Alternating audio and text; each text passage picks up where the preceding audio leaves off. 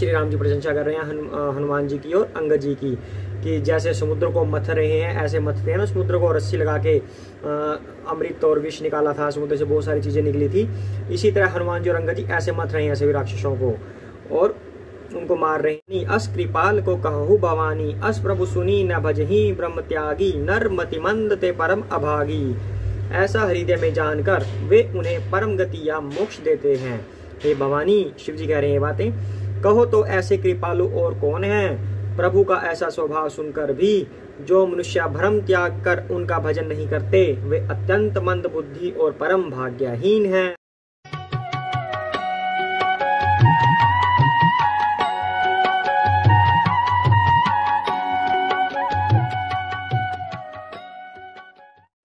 जय सिया राम।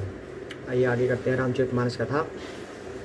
जय सिया राम, जय सिया राम, जय सिया राम, जय सिया राम, जय सिया राम, जय सिया राम, जय सिया राम, जय सिया राम, जय सिया राम, जय सिया राम, जय सिया राम, जय सिया राम, जय सिया राम, जय सिया राम, जय सिया राम, जय सिया राम। जय श्री कृष्ण चैतन्य प्रभु नित्यानंद श्री अद्वैत गदाधर शिव सादि गौर भक्तवृंदा। हरे कृष्ण कृष्ण कृष्ण हरे हरे, हरे राम राम राम हरे हरे। जय सिया राम। सबसे पहले हम सबका आह्वान करते हैं, श्री रामचंद्र जी का आह्वान करते हैं, गणेश जी की वंदना करते हैं, शिव शंकर पार्वती की वंदना करते हैं, तुलसीदास जी और वाल्मीकि जी की वंदना करते हैं, लक्ष्मण जी, भरत जी, शत्रुघ्न जी की वंदना करते हैं। हम इनसे प्रार्थना करते हैं कि हमारा पाठ सफल बनाएं। अब करते हैं आगे कथा। तो कल के एपिसोड में क्या हुआ था, युद्ध छिड़ गया था, सभी सैनिक आपस में भिड़ गए थे। तो एक बार हनुमान जी ने देखा कि हमारे वानर अब भय से भाग रहे हैं। उधर हनुमान जी मेघनाथ से लड़ रहे थे, तो हनुमान जी को बहुत क्रोध आया। हनुमान जी ने क्या किया, हनुमान जी ने मेघनाथ को घायल कर दिया। तो जो मेघनाथ का सारथी था उसके रथ को वापस महल में ले गया ताकि मेघनाथ के प्राण बच जाएं। उसके बाद फिर शत्रु की सेना में हनुमान जी कूद पड़े और किसी को लात से, किसी को थप्पड़ से मार मार कर उनको डराने लगे। और अंगद जी और हनुमान जी दोनों एक साथ ही उनके किले में घुस गए और सबको डरा डरा के बोलते हैं, अगर तुम श्री राम का नाम नहीं भजते तब तुम्हारा उसका यही फल होगा। अब आगे करते हैं। एक एक सो मर्द ही तोरी चला वही मुंड, रावण आगे पर ही ते जनु फुट ही दधी कुंड। एक को दूसरे से रगड़ कर मसल डालते हैं। कौन? हनुमान जी और अंगद जी, जो राक्षस हैं वहाँ पे, उनके साथ लड़ाई कर रहे हैं। तो वो एक दूसरे को मसल डालते हैं और सिरों को तोड़कर फेंकते हैं। वे सिर जाकर रावण के सामने गिरते हैं और ऐसे फूटते हैं मानो दही के कूड़े फूट रहे हों, यानी कि वो पिटाई खा के फिर रावण के पास चले जाते हैं। महा महा मुखिया जे पावही, ते पद गही प्रभु पास चलावही, कहई विभीषण तिन के नामा, देहि राम तिन्हु निज धामा। जिन बड़े बड़े मुखियों को पकड़ पाते हैं, यानी कि प्रधान सेनापतियों को जिनको भी पकड़ पाते हैं, उनके पैर पकड़कर उन्हें प्रभु के पास फेंक देते हैं। पैर पकड़ने मतलब ये नहीं कि क्षमा मांग रहे हैं, उनके पैर पकड़कर फेंक देते हैं प्रभु के पास, श्री राम के पास। कौन? हनुमान जी और अंगद जी। विभीषण जी उनके नाम बतलाते हैं और श्री राम जी उन्हें भी अपना धाम दे देते हैं, यानी कि परम पद दे देते हैं, मार देते हैं उन्हें। खल मनुजाद द्विजामिष भोगी, पावही गति जो जाचत जोगी, उमा राम मृदु चित्त करुणा कर, बयर भाव सुमिरत मोहिनी सीचर। ब्राह्मणों का मांस खाने वाले वे नर भोजी दुष्ट राक्षस भी उस परम गति को पाते हैं जिसकी योगी भी याचना किया करते हैं। अब अगर वो श्री राम जी के साथ मिल जाए, उनकी शरण में चले जाएं, तब तो उनके साथ रहेंगे। अगर उनकी शरण में नहीं आते तब मृत्यु को प्राप्त होते हैं। लेकिन अगर श्री राम के हाथों कोई मारा जाता है तो वो उनके परम धाम को प्राप्त होता है। तो यहाँ पे कहा जा रहा है कि राक्षस भी उस परम धाम को प्राप्त होते हैं जिसकी योगी लोग जो याचना करते रहते हैं, परंतु फिर भी उनको वो धाम नहीं मिल पाता। शिव जी कहते हैं, हे उमा, श्री राम जी बड़े ही कोमल हृदय और करुणा की खान हैं। वे सोचते हैं कि राक्षस मुझे वैर भाव से ही सही स्मरण तो करते ही हैं। अब यहाँ पे एक बात आती है, रावण ने प्रभु श्री राम से शत्रुता रखी तो क्या हुआ? रावण के मन में हर समय श्री राम का ही स्मरण होता रहा, चाहे वो वैर भाव से हो। तो रावण को अब प्रभु का धाम मिलेगा, प्रभु उनका वध करेंगे तो उनको धाम मिल जाएगा। वैसे तो ये लंबी स्टोरी है कि इसके रावण के 3 जन्म हुए थे, अलग अलग से ये जय और विजय हैं। तो 3 जन्मों में श्री राम जिस जिस अवतार में आ रहे हैं उस अवतार में रावण का वध करते हैं। जिस रूप में रावण आता है उसी रूप में, जैसे पहले हिरण्याक्ष और हिरण्याकश्यप के रूप में आए थे जय और विजय, फिर रावण कुंभकर्ण के रूप में, फिर शिशुपाल और जयद्रथ के रूप में आते हैं ये अलग अलग कालों में। तो भगवान के हाथों इनकी मृत्यु होती है तो वो उनके परम धाम को प्राप्त होते हैं आखिरी जन्म में। तो ऐसे में मतलब क्या बना, प्रभु को किसी भी भाव से याद किया जाए उससे प्रभु की प्राप्ति होती ही है। तो यहाँ पे कहा जा रहा है कि राक्षसों ने वैर भाव में प्रभु को याद किया, उनको स्मरण किया तो उनको परम धाम मिल गया, जिस परम धाम को योगी भी नहीं प्राप्त कर पाते। तो देही परम गति सो जिय जानी, अस कृपाल को कहु भवानी, अस प्रभु सुनी न भजही ब्रह्म त्यागी, नर मति मंद ते परम अभागी। ऐसा हृदय में जानकर वे उन्हें परम गति या मोक्ष देते हैं। हे भवानी, शिव जी कह रहे हैं बातें, कहो तो ऐसे कृपालु और कौन है। प्रभु का ऐसा स्वभाव सुनकर भी जो मनुष्य भ्रम त्याग कर उनका भजन नहीं करते वे अत्यंत मंद बुद्धि और परम भाग्यहीन हैं। अंगद अरु हनुमंत प्रवेशा, किन्न दुर्ग अस कह अवधेशा, लंका द्वौ कपि सोहि कैसे, मत ही सिंधु दुई मंदर जैसे। श्री राम जी ने कहा कि अंगद और हनुमान किले में घुस गए हैं, दोनों वानर लंका में विध्वंस करते कैसे शोभा देते हैं, जैसे 2 मंदराचल समुद्र को मथ रहे हो। भुज बल रिपु दल दल माली, देखी दिवस कर अंत, कूदे जुगल विगत श्रम आए जहां भगवंत।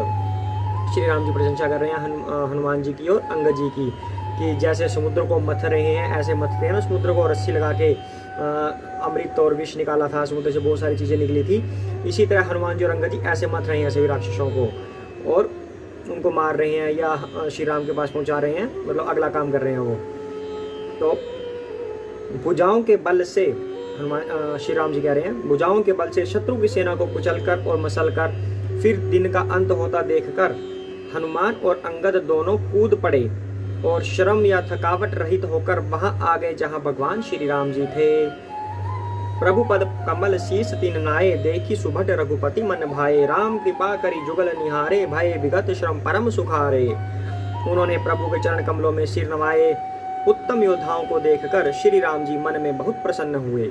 श्री राम जी ने कृपा करके दोनों को देखा, जिससे वे श्रम रहित और परम सुखी हो गए।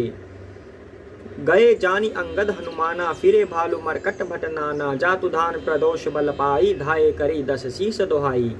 अंगद और हनुमान को गए जानकर सभी भालू और वानर वीर लौट पड़े, यानी कि सबको पता चला जब हनुमान जी और अंगद जी वापस अपने शिविर में आ गए श्री राम जी के पास, शाम हो गई है तो बाकी लोग भी सब आ गए वापस।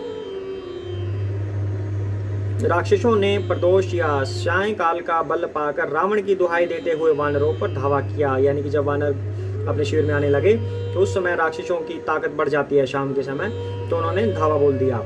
निशिचर अनी देखी कपि फिरे, जहां तहां कट कटाई भट भीरे, दौ दल प्रबल प्रचारी पचारी, लरत सुभट नहीं मां नहीं हारी। राक्षसों की सेना आती देखकर वानर लौट पड़े और वे योद्धा जहां तहां कट कटा कर भिड़ गए। दोनों ही दल बड़े बलवान हैं, योद्धा ललकार ललकार कर लड़ते हैं पर कोई हार नहीं मानता।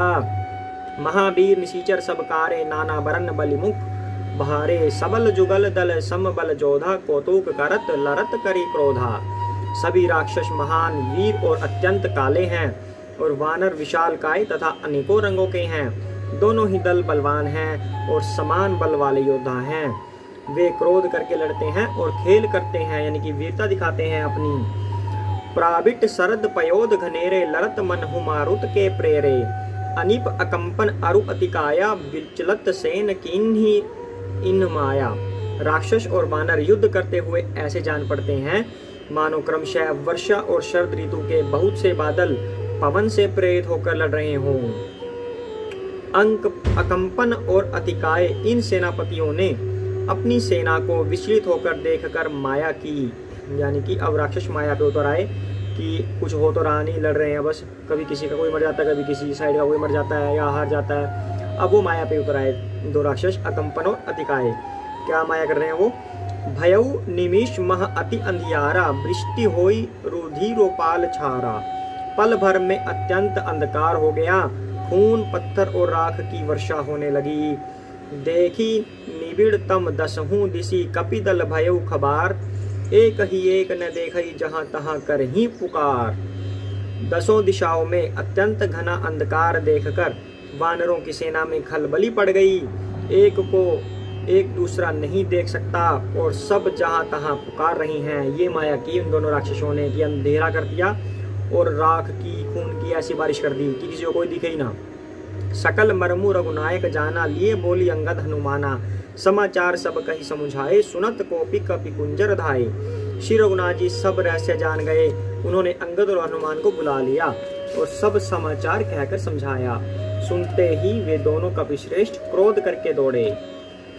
उन्हीं कृपाल हंसी चाप चढ़ावा, पावक सायक सपदी चलावा। भयउ प्रकाश कतहु तम नाही, ज्ञान उदयउ जिमि संशय जाहि। यानी कि अब श्री राम जी ने हनुमान अंगद जी को बुला लिया और उनको कुछ युक्ति बताएंगे अब। फिर कृपालु श्री राम जी ने हंसकर धनुष चढ़ाया और तुरंत ही अग्नि बाण चलाया, जिससे प्रकाश हो गया और कहीं अंधेरा नहीं रह गया।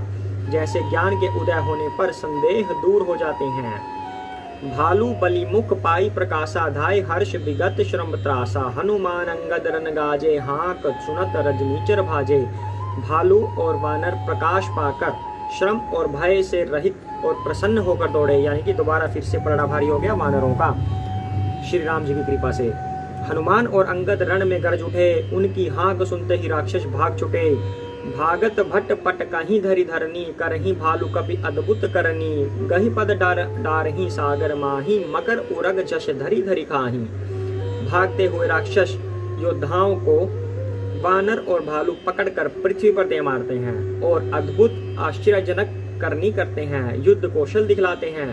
पैर पकड़कर उन्हें समुद्र में डाल देते हैं। वहां मगर यानी कि मगरमच्छ, सांप और मगरमच्छ उन्हें पकड़ पकड़ कर खा डालते हैं। यानी कि फिर से वानर उनसे जीतने लगे। आज के लिए इतने करते हैं। जय सिया राम। अयोध्या वासी